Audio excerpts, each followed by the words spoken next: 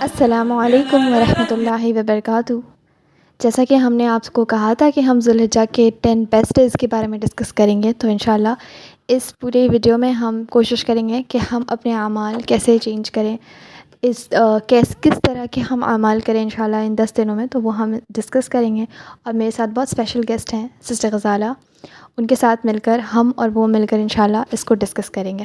جیسا کہ میں نے آپ لوگوں کو بتایا تھا کہ رسول اللہ صلی اللہ علیہ وسلم کی حدیث آتی ہے کہ آپ صلی اللہ علیہ وسلم نے فرمایا، اللہ کے نزدیک کوئی دن نہیں جس میں نیک عملوں کے بہترین قبولیت ہو جیسے ذوالحجہ کے 10 دن ہیں۔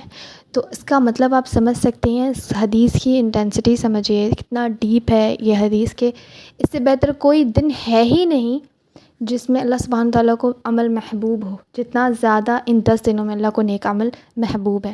تو اب آپ خود سمجھ سکتے ہیں کہ اس 10 دنوں میں ہمیں کتنا زیادہ نیک عمل کرنا چاہیے۔ تو آئیے سسٹر غزالہ کے ساتھ ہم ڈسکس کرتے ہیں کہ اپنے اس 10 دن کو کیسے بیسٹ بنایا جائے۔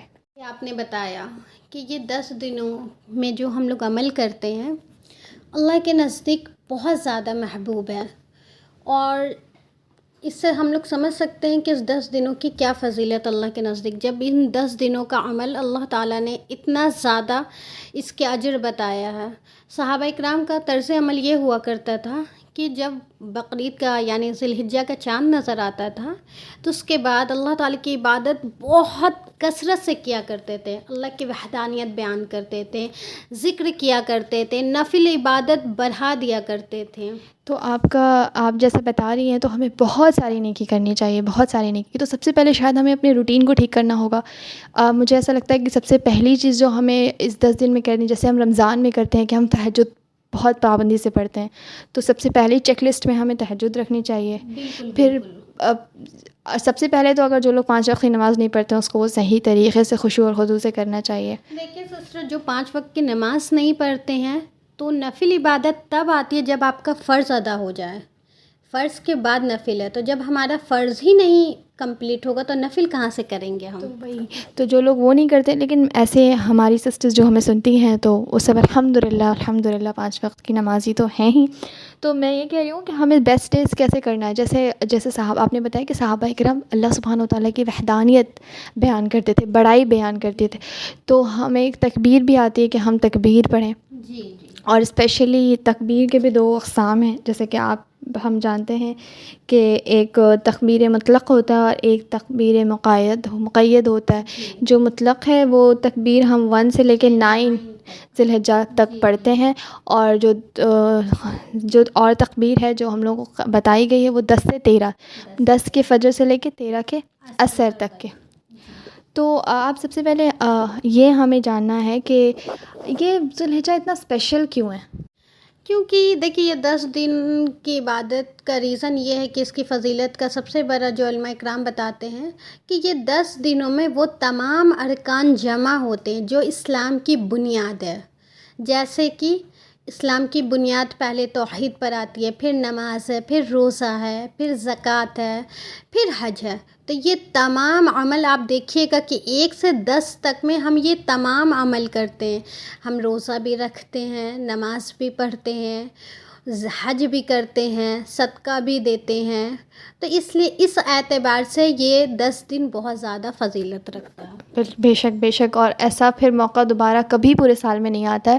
تو جو انسان اس اپرچونٹی کو مس کر دے اور اس اپرچونٹی میں نہ وہ ذکر زیادہ کرے، نہ تہجد پڑھے، نہ اللہ سبحانہ تعالیٰ کے قریب ہوئے، مجھے لگتا ہے سب سے زیادہ قرآن سے جڑنا چاہیے۔ ان 10 دنوں میں اللہ کو محبوب ہے تو کیوں نہ اپنا سٹارٹ قرآن سے، جو لوگ دور ہیں وہ قرآن کی تلاوت زیادہ کریں، قرآن کو سمجھنا شروع کریں، کسی صورت پہ وقت لگائیں، اور اپنا ٹائم ٹیبل جیسے ہم نے روٹین بنائی تھی رمضان میں اس طریقے سے اس میں بھی ہمیں روٹین بنانی چاہیے کہ ہم تہجد کو کریں گے انشاءاللہ، پھر فجر کی نماز پڑھیں گے، صبح شام کے اذکار پڑھیں گے چیک لسٹ میں۔ اور ویسے بھی سسٹر ہمارا فجر کلب میں بھی دور قرآن ہوتا ہے، تو جو سسٹر نہیں خود سے کر پا رہی ہیں تو وہ ہمارا فجر کلب اٹینڈ کر سکتی ہیں۔ اور ہم اس 10 دنوں میں کوشش کریں گے، پلان کریں گے کہ وہ 10 دن پورا دور قرآن ہی کرائیں انشاءاللہ ہم۔ انشاءاللہ انشاءاللہ. 10واں دن تو ہمارا عید ہوتا ہے، تو 1 سے لے کے 9، اور آپ 9 تاریخ عرفہ کے روزے کے بارے میں بتا دیں تھوڑا.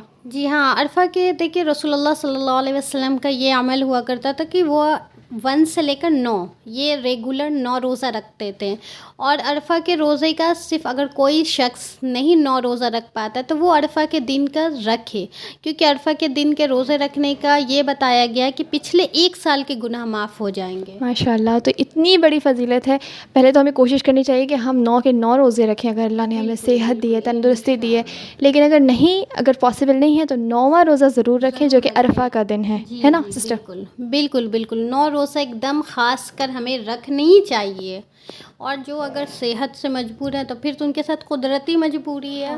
لیکن اگر اتنا کوشش ہو کہ آپ 1 روزہ رکھ سکتی ہیں جو کہ 9 ذی الحجہ کا، مطلب بقرعید جو ہم مناتے ہیں اس کے 1 دن جسٹ پہلے جو عرفہ کا دن ہے، اس دن ہمارے حساب سے جہاں ہم رہتے ہیں، یعنی کہ بہت سارے لوگ کیا کرتے ہیں نا سسٹر، سعودی عربیہ کے حساب سے کرتے رہتے ہیں. آپ جس کنٹری میں رہیں گی وہیں کر لیں گے. جیسا کہ روزہ کے مسائل میں آتا ہے کہ اگر آپ نے مطلب کہیں دوسری کنٹری سے سفر کیا اور آپ پہنچتے تک آپ کا مطلب وہ یہاں افطار کا ٹائم ہو گیا تو آپ کو اب روزہ کھولنا پڑے گا. بالکل اسی طرح وہاں کی کنٹری میں آپ کا افطار کا ٹائمنگ ہوا ہو یا نہیں ہوا. تو 9 ذی الحجہ جو ہے ہمارے حساب سے، انڈیا کے حساب سے جو 9 ذی الحجہ جس دن پڑے گا اس دن ہمارا عرفہ کا ڈے ہوگا. یہ نہیں کہ سعودی عربیہ کے حساب سے ہم اس کو کاؤنٹ کریں کہ وہاں پہ عرفہ تو اس دن ہے، تو نہیں، ہمارے حساب سے.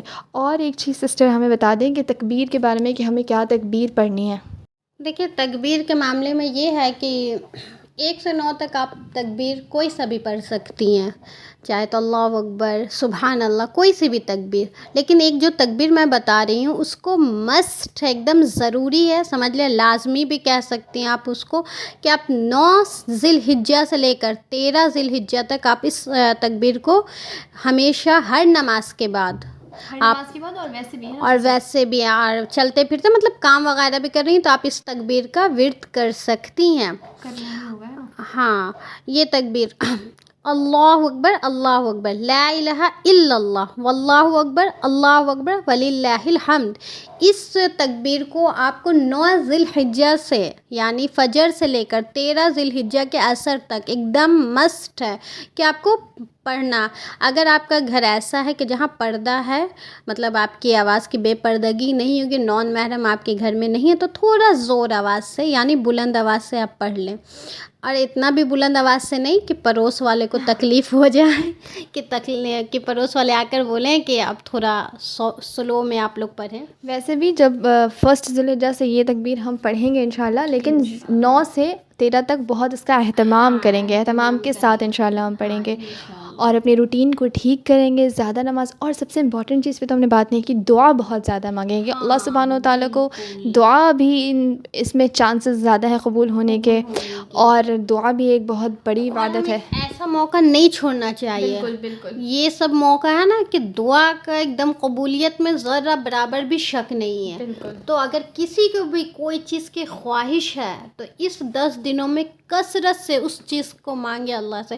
ویسے تو اللہ تعالیٰ ہمیشہ دیتا ہے، لیکن ہوتا ہے نا کہ کوئی چیز کا فائدہ یعنی آپ کے لیے ایک فائدہ آ رہا ہے تو آپ اس کو کیوں نہیں آپ اس سے لابھ اٹھا سکتے، اویل کیوں نہیں کریں ہم انشاءاللہ. تو ہم ضرور اس کو اویل کریں گے، جیسا کہ ہم نے رمضان سیل میں کہا تھا کہ رمضان کا ایک سیل ہوتا ہے، تو ذی الحجہ کا بھی یہ سیل ہے اور ہم کو اسے گریب کرنا چاہیے ایز سون ایز پاسبل. ہم اس کی تیاری کر لیں انشاءاللہ.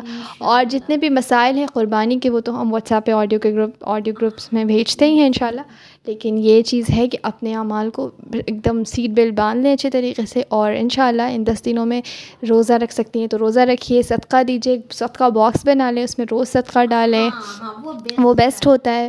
اور روزانہ کوشش کریے صدقہ قرآن سے جڑنے کی، تلاوت کرنے کی. یہ ریوائیو ہے. اگر جن لوگوں کا رمضان میں تھوڑا اسکپ ہو گیا تو اللہ نے ایک اور موقع دیا ہے کہ بہت زیادہ عبادت کیونکہ فضیلت بہت زیادہ ہے، اور رمضان میں شاید تھوڑی کوتاہی ہو گئی ہم سب سے، تو پھر بقرعید کا دیکھیے اصل میں مقصد ہی یہی ہے کہ مطلب پرہیزگاری. دیکھیے قربانی ایک الگ سا مسئلہ ہے، قربانی سے بھی آپ لے سکتی ہیں کیونکہ اس میں اللہ تعالیٰ قرآن میں فرماتا ہے کہ قربانی کا گوشت یا خون اللہ کو نہیں پہنچتا، اللہ کو تقویٰ جاتا. قربانی کا مطلب یہ ہے کہ ابراہیم علیہ السلام کو جب حکم ہوا کہ تم اپنے عزیز، اپنے جو چیز تمہارے دل کے سب سے قریب ہے اس کو قربان کرو، تو ہم اپنے نفس کو قربان کریں انشاءاللہ. ہاں تو یہ قربانی کا مقصد ہی ہے کہ اس خواہش کو، یعنی جو آپ کے سب سے دل میں جو سب سے عزیز ہے اللہ کے لیے اس کو قربان کریں. اس حساب سے ہمیں کوئی ایک ایسا گناہ چھوڑ دینا چاہیے انشاءاللہ جو ہمیں بہت پیارا ہے، بہت محبوب ہے انشاءاللہ.